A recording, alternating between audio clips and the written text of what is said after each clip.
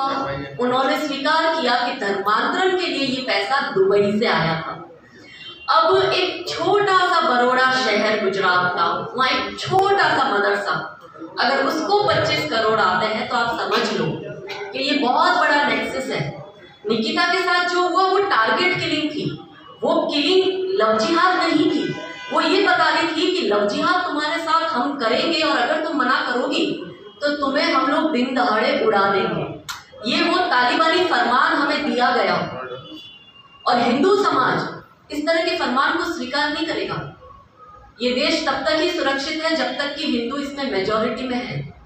जिस दिन ये हमारी बराबरी में आ गए ना, बराबरी को छोड़ दो, जिस दिन ये 40% हो गए उस दिन आपके घर में घुस के ये बेटियों को उठाएंगे और जैसे कश्मीर में नारे लगे थे रालीब गालीब चालीब के स्पीकर से, वैसे नारे लगेंगे।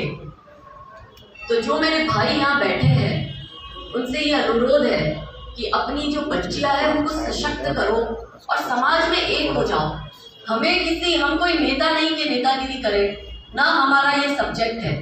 लेकिन कभी किसी ने सोचा कि 18 हुए हम 100 करोड़ में होते हुए भी हमारी बात नहीं सुनी जाती।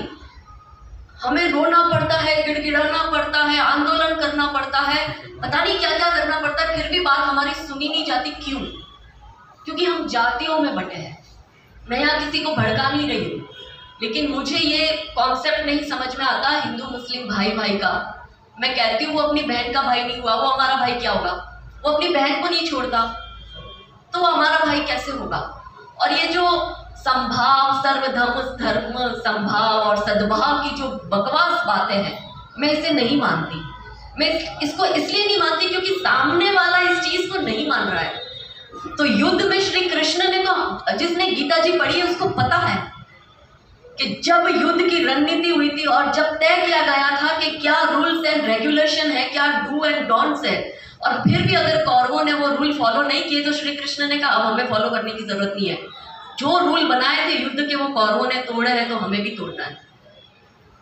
तो क्यों अपने रूल में रहे? क्यों हम सर्वधर्म संभाव और सद्भाव की बात करें जब सामने वाले का एजेंडा ही है गजवाए हिंद? छोड़ दो, उसका एजेंडा गजवाए वर्ल्ड का है। वो जब अफगानिस्तान में अपने मुस्लिम भाइयों को मार रहा है, और क्यों मार रहा है आपको मालूम है?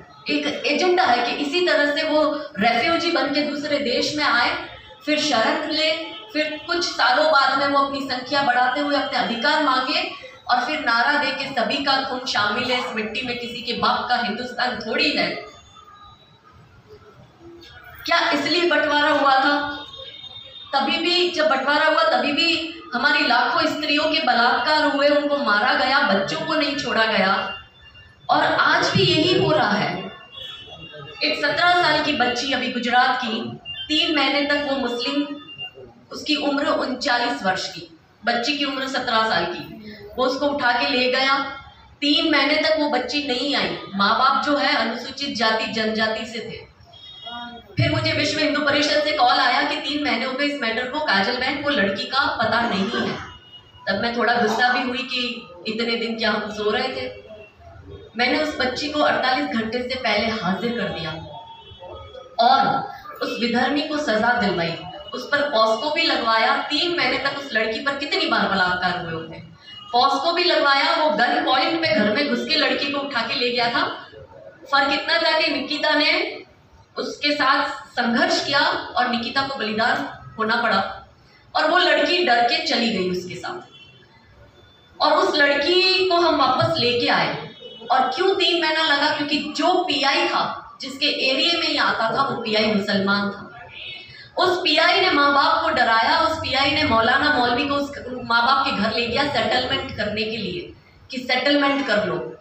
माँ बाप बेचारे इतने गरीब, इतने डर रहे थे कि हमारी सुनने वाला कोई नहीं है, प्रशासन भी नहीं कर रहा। तो मैं ऐसे लोगों की आवाज़ हूँ। मेरा नंबर अंकल जी के पास है, आपको कभी भी ज़रूरत पड़े समाज के लिए और मुश्किल कामों में मुझे याद करना। आसान काम तो मुझे लगता है कि सशक्त लोग हैं निपटा लेंगे, लेकिन अगर मुश्किल काम है और आपको लगता है कि नहीं हो रहा है तो मुझे याद करिएगा। और यही कहूँगी कि वक्त कम है, जितना दम है लगा लो। कुछ को मैं जगाती हूँ, कुछ को आप जगा दो। जय हिंद।